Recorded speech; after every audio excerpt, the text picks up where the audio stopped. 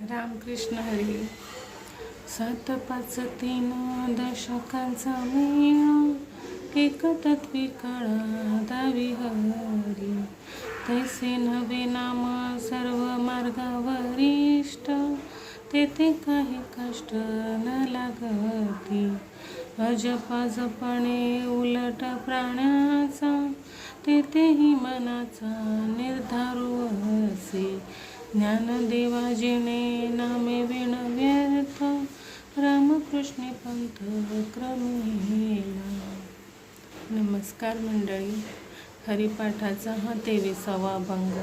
ह्याच्यामध्ये नामाचं महत्त्व माऊलींनी इतक्या कल्पकतेने सांगितलं आहे की आपल्या 7 योग मार्ग, याग मार्ग, यज्ञ मार्ग, होम मार्ग हे अनेक मार्ग आहेत की आपण त्याने भगवंताला प्राप्त करू शकतो.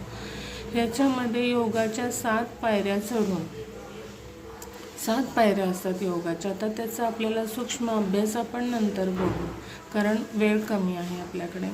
त्याच्यानंतर 7 पायऱ्या चढून आपली समाधी लागणे, म्हणजे इतकं मन एकाग्र करून जेव्हा आपली समाधी लागते, जशी वाल्मिकी ऋषींची लागली होती की मुंग्यांचं वाळूळ झालं तरी त्यांना कळालं नव्हतं, एवढी तीव्र तपस्या, एवढा योग मार्ग.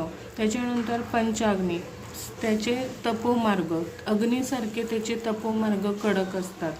त्याच्यानंतर आपले 3 देह, परत त्याच्यानंतर स्थूल, सूक्ष्म आणि कारण, ह्या 3 देहांचा निराश करून त्याच्या पलीकडे असलेल्या एकतत्वाशी समरूप होणे, म्हणजे परमेश्वराला प्राप्त करून घेणे. हे वाटते तेवढे सोपे नाही, हे खूप कठीण मार्ग आहेत.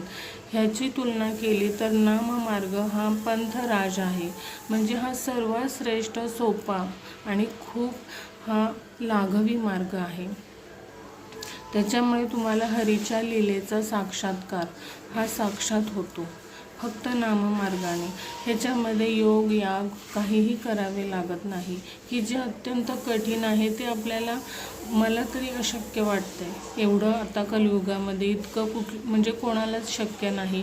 त्यापेक्षा आपण नित्य कर्म करत करत नामस्मरण करून हरीला प्राप्त करून घेणं हे खूप सोपं आहे, असं माऊलीने सांगितलं आहे. आणि इतका सोपा मार्ग असून सुद्धा जर आपण ते नामस्मरण करत नसू तर आपल्यासारखे दुर्भाग्य आपणच. उलटसुलट प्राण्याच्या गतीत, म्हणजे श्वासोश्वासात सोहमचा अजप आहे. ह्या मार्गामध्ये सुद्धा विलक्षण निर्धार असावा लागतो. म्हणून हरिपाठ करा.